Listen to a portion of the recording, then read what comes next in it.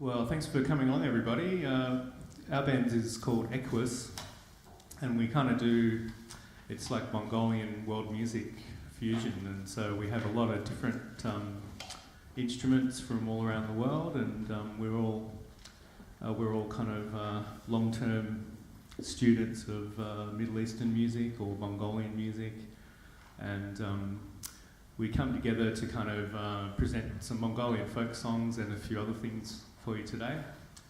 And it's really great for me personally to be back here because I used to be a student here and used to play in the Playhouse Theatre all the time, and it's changed a bit since I was here last, but it's great to be back, and it kind of feels like coming full circle in some ways. So we're just going to do a bit of improvising to start off with, just to warm into the gig and welcome everybody here. So it's a small group, but it's a nice group, I'm sure.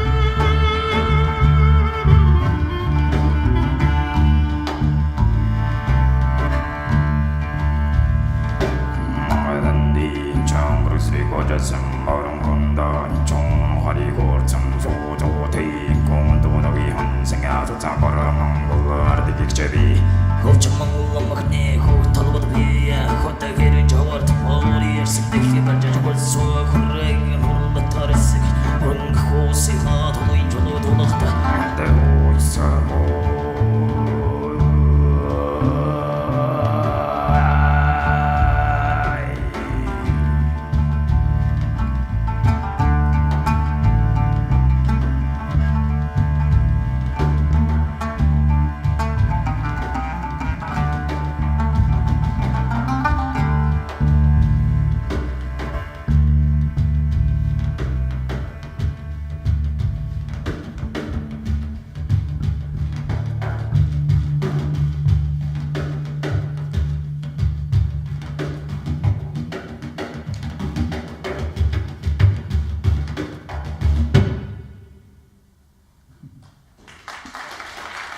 Thank you, everybody. So we'll just sort of explain a little bit about the instruments as we go along and the music that we're playing. And so you can hear Buku's singing style, and that's traditional Mongolian singing style called humi. And we know it as throat singing or harmonic overtone singing. And it's quite unique to Mongolia and the surrounding regions, particularly another country, or another region just north called Chuva. And you can hear quite often he's singing two notes at the same time, and it's basically he's creating harmonics with his voice, just like you would with a flute. You can create flute harmonics or string harmonics, voice harmonics as well. And so it's a very ancient style of music coming from the shamanic traditions of Mongolia. And so the reason we're called Equus is because a lot of Mongolian songs are about horses. In fact, probably the majority of them are about horses or Genghis Khan. And we have a lot of Mongolian folk songs. So the next song we're going to do is actually called Genghis Khan, and this is a really ancient folk song about the great Mongol leader. Really popular in Mongolia, this one.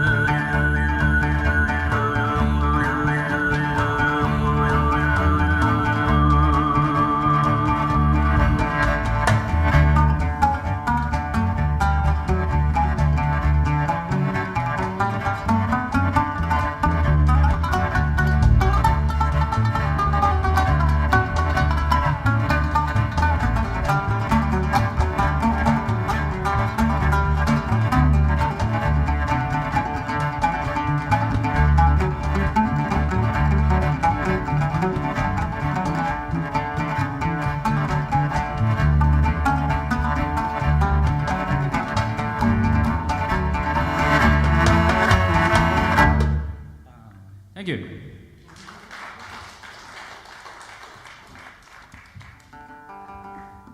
Hi everyone, and thank you for having us. And first time playing the UWS, and yeah, beautiful.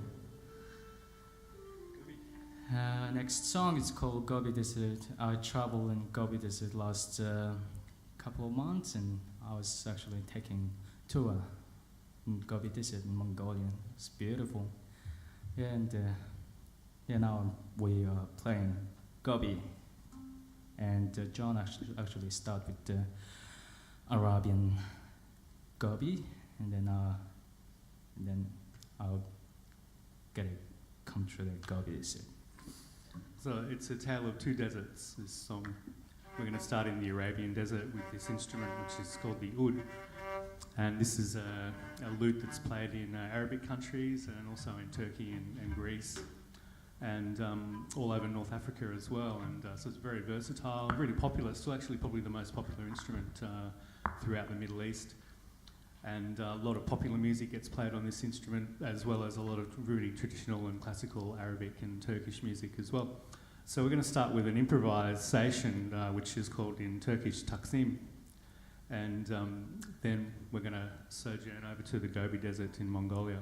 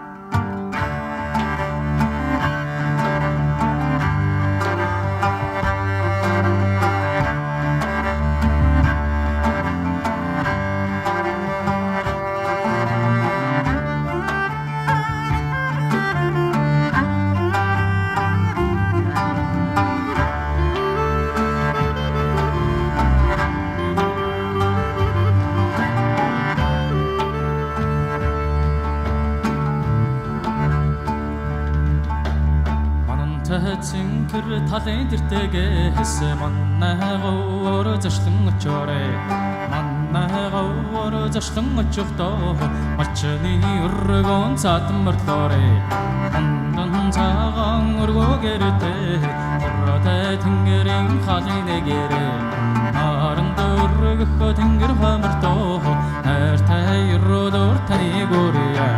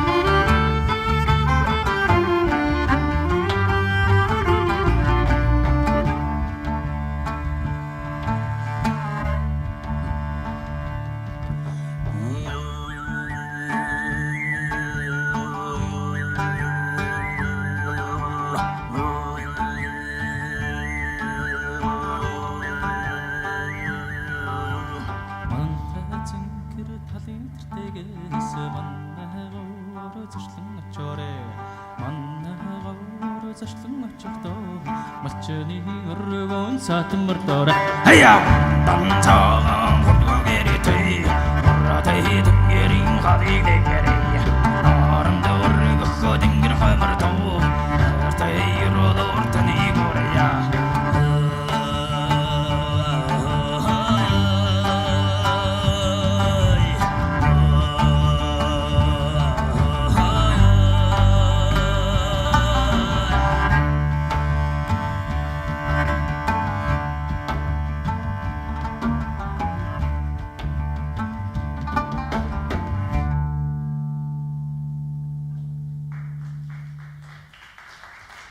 Thank you. Thanks very much. So on my left is Andy Busuttil on various wind instruments, and you saw the one he's just playing. It looks like a little clarinet or something. What's that one, Andy? It's actually, I don't know if you've heard of Lindsay Pollock at all, but he designed and made this about a year or so ago, and there's only 2 of these in the world. This is based on his musical carrot design. He has a gig called The Art of Food, and he makes musical instruments out of various foods. And one of the instruments he makes, by shoving a funnel in the end and an alto sax mouthpiece on the top and drilling holes through it on stage, is that he creates this small clarinet, which is, this one's called Olive. And as I said, there's only 2 in the world, and there's one of them. And what is it made of, Andy? It's made out of olive tree, actually, and that's why it's called Olive. So the next song is basically a duet with Andy and Buku. This one's called Long Song, and this is sort of like an instrumental rendition of a very traditional Mongolian form called Long Song, where syllables are stretched out to the extreme. Extreme melisma, I think they call that. Yeah, it's like a traditional Mongolian song is born in Gobi Desert, because the Gobi Desert is, you can't see the next, 100 k's, all flat. And then last time I was traveled, a couple of months ago, I was driving like 30 minutes. There's nothing.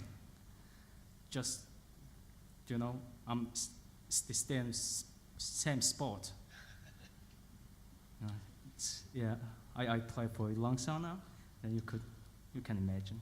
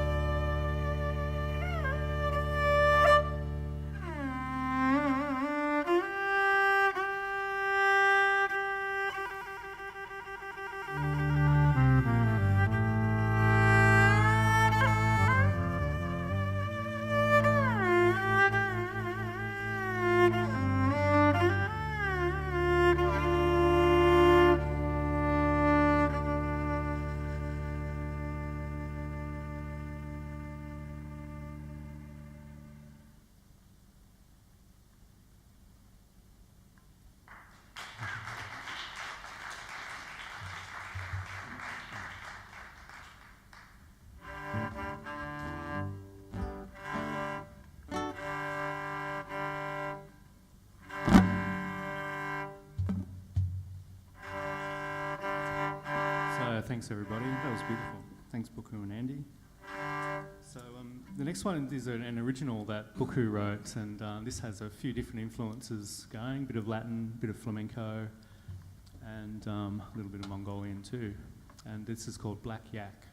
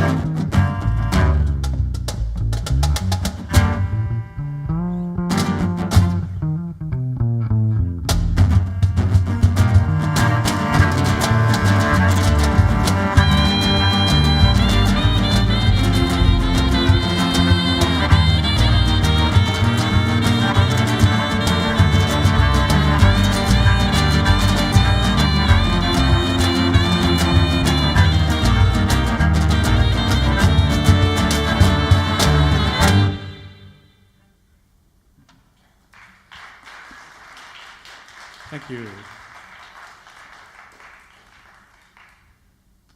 So now we're going to be treated to a bit of a vocal demo from Buku, just demonstrating the different types of throat singing. There's 4 different styles. So over to you, Buku. Thank you. Would you like to hear some throat singing styles? Thank you. There's 4 kind of throat singing, and first style called shaha, which means I'm collecting my air, so my diaphragm, inside my diaphragm, and then when I push it, the air power will be connected to my throat, and the throat will be really tight, really hard. Like if I tell, I push back your throat, like, and the sound will be like that. This is normal voice. Oh, now I'm pushing tight.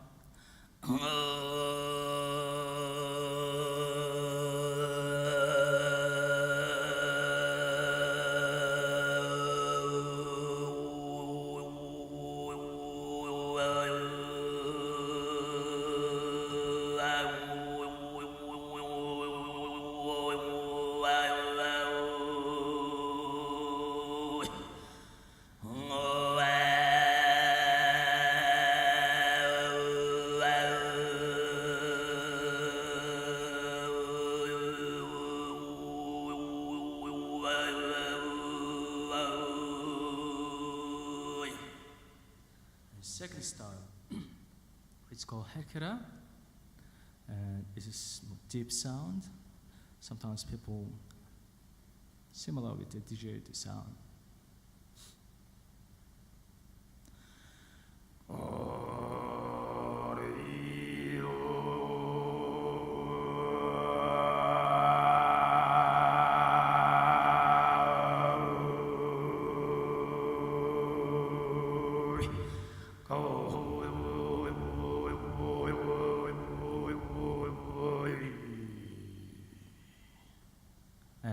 Third style, it's called shaha. Iskare. Isme, which style is I make it 2 notes same time from my mouth. First note.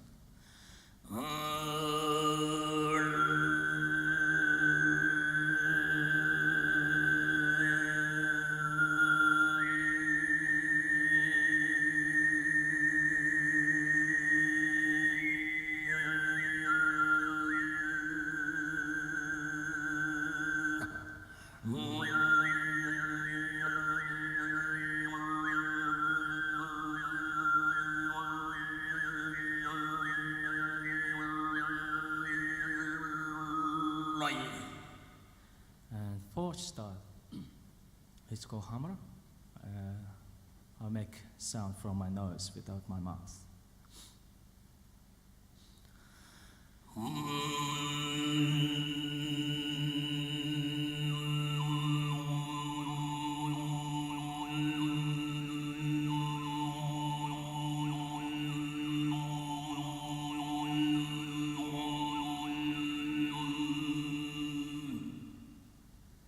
And then lots of techniques as well. It's like a 70, but you will see during the perform. So I introduce this tiny instrument. It's called tumurho. You can call it metal fiddle. Sometimes people call this one juhav. Lots of tongue techniques, you know. Oh, but different tongue vibration. Now I'm hit my palate. No, not hitting your heart. 2 different vibration, and then I could play lots of things, like a techno and trance, and you know.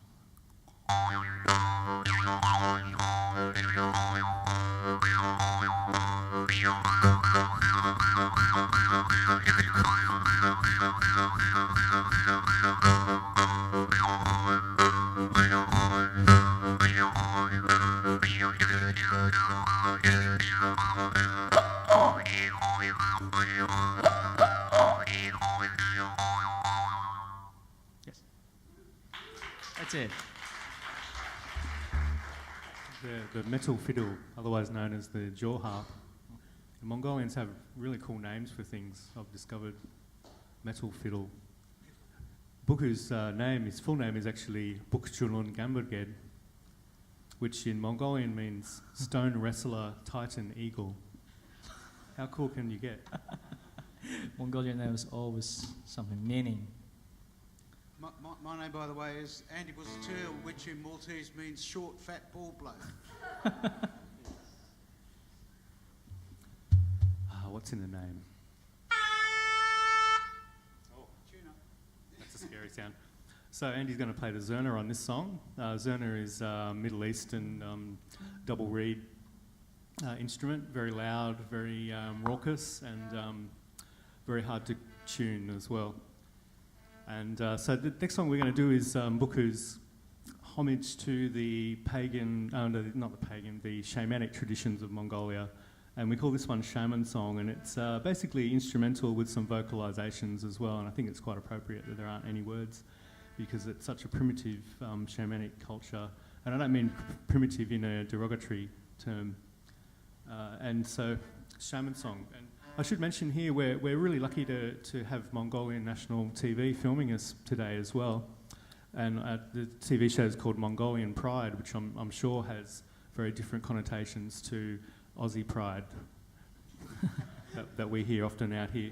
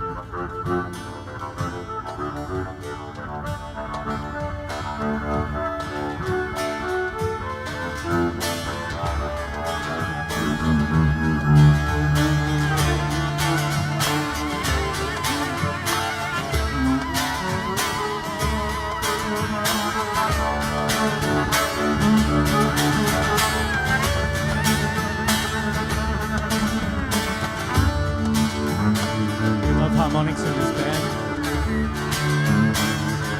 Bertie McMahon on the double bass.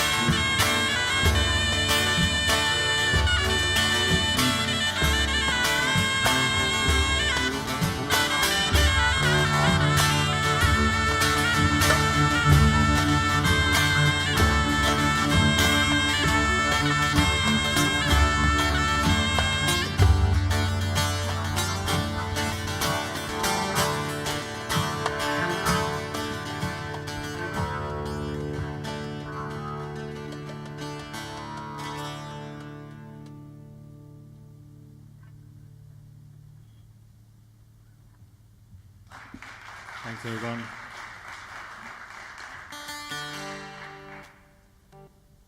There's an interesting story about the Zurna. The reed is made out of a plastic drinking straw, cut to shape and size. Can you hear me out there? Yeah?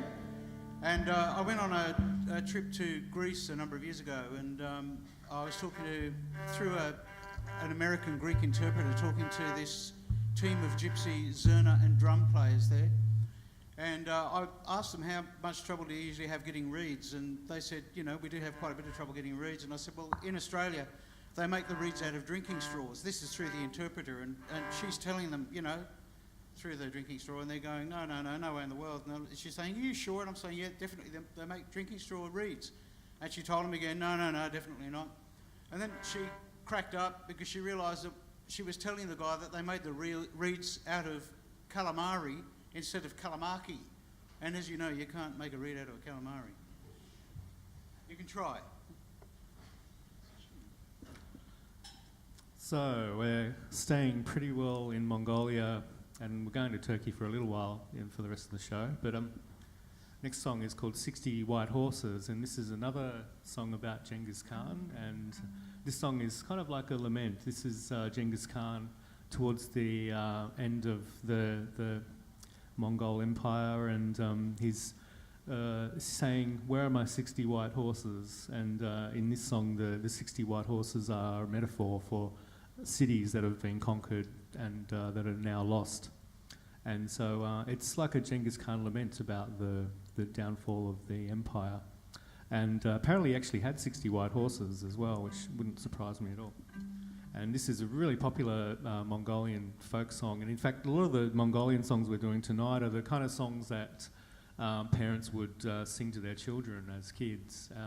Legends, folk legends and folk stories. Genghis Khan, but there's also a lot of mythology as well. And we're going to play another one very soon that is a mythological tale.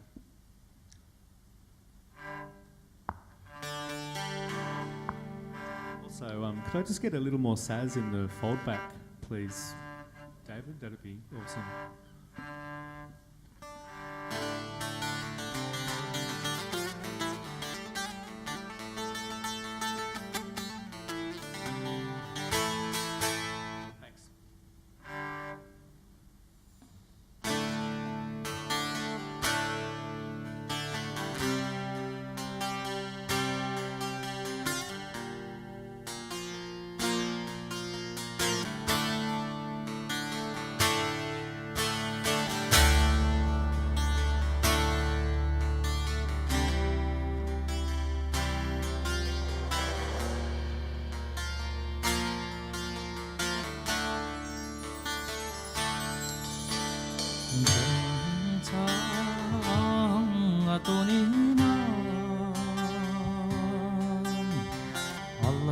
خان بهن خانرمن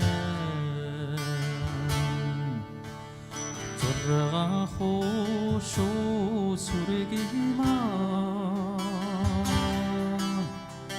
Aradan خان بهن نخچلرمن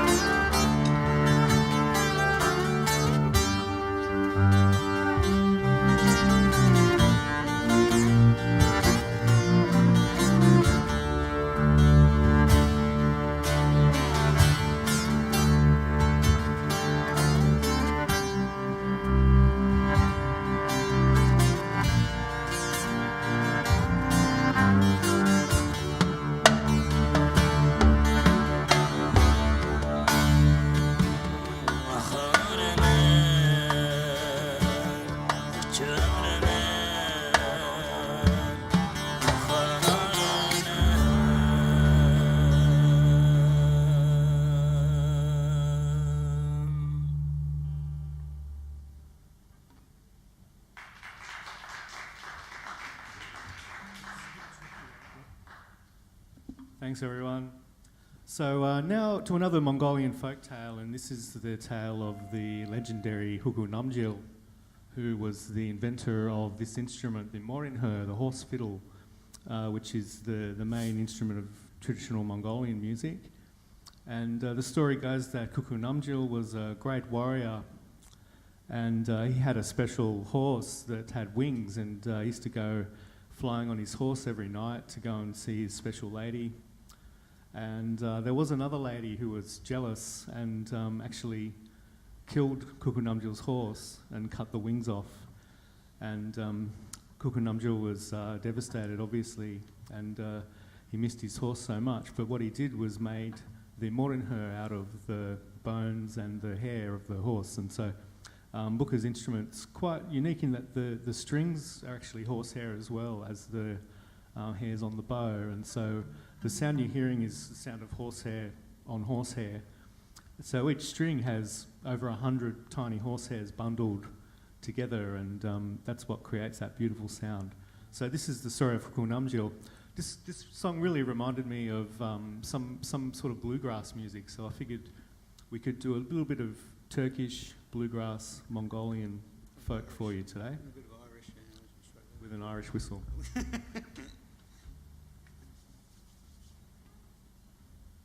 So this instrument that I'm playing here is a Turkish instrument. It's called saz.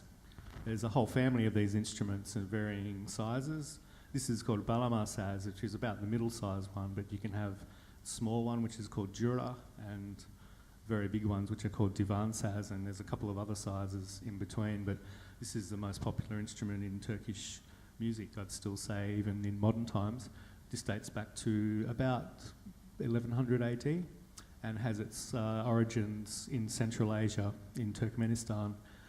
And it's funny, as we discover this music together, the links that we find musically and culturally between the Turks and the Mongolians, and particularly the Central Asian roots of the Turkmen people. So yeah, a bit of Mongolian Turkish bluegrass.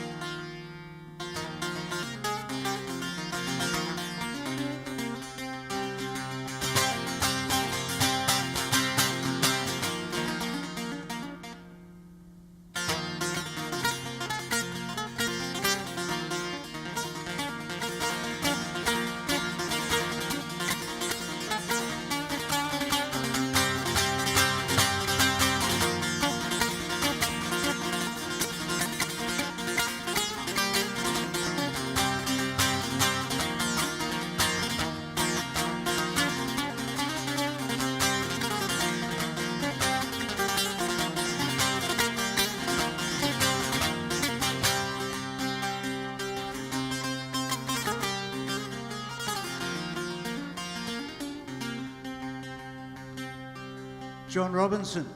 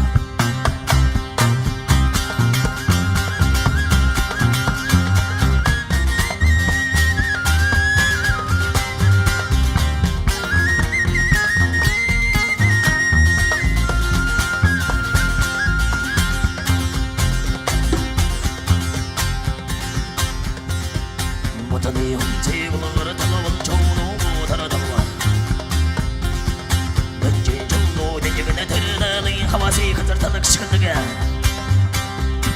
저리말을 터는 좋은데 쇼이 좋을 때면 좋은데 그래서 쇼이 이면에서 한전하는 나머지 나발서 영성겠네요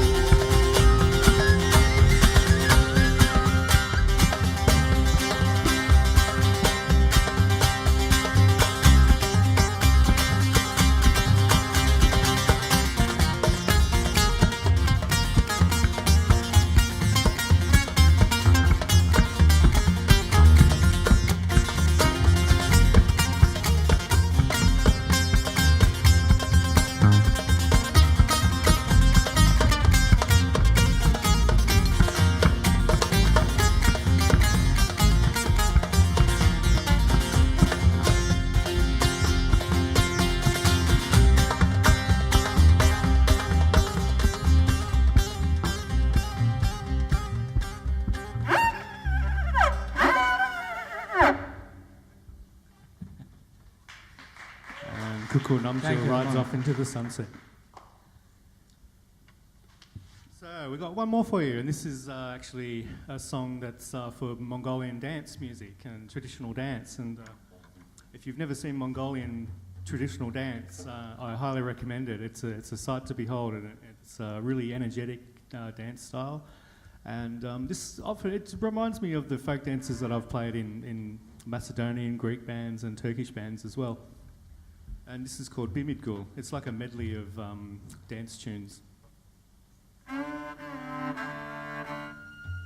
Different tune?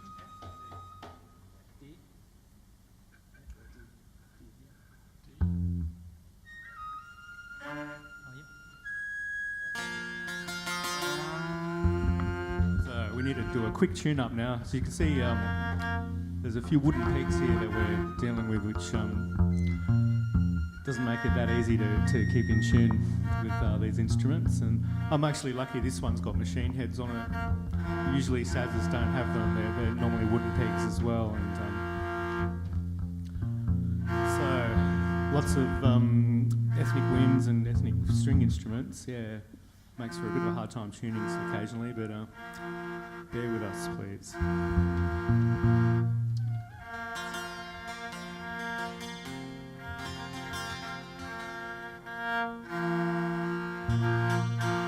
Yes.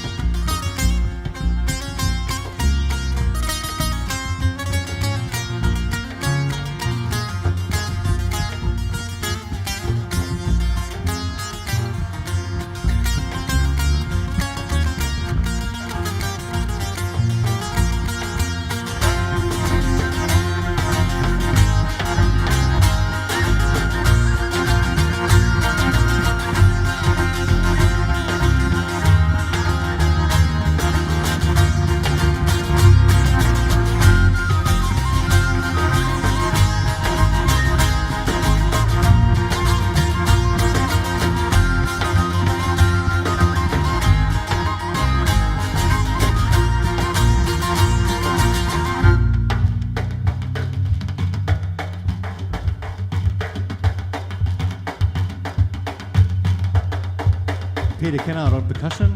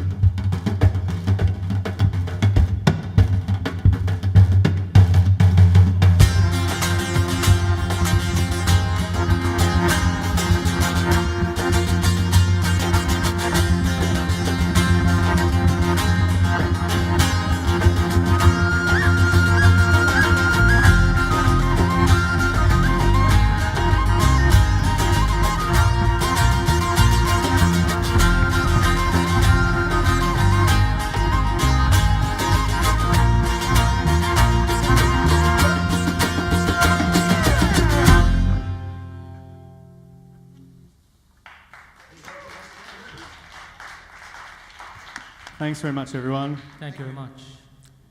We've got time for one more? Thanks, David and Noel, on sound, by the way. These guys have done a great Thanks, job. guys, haven't they? and thanks to Diana Blom for having us here today, and to Yep, the thanks, Playhouse and to UWS. And thank you for National Mongolian Television and Mongolian Pride.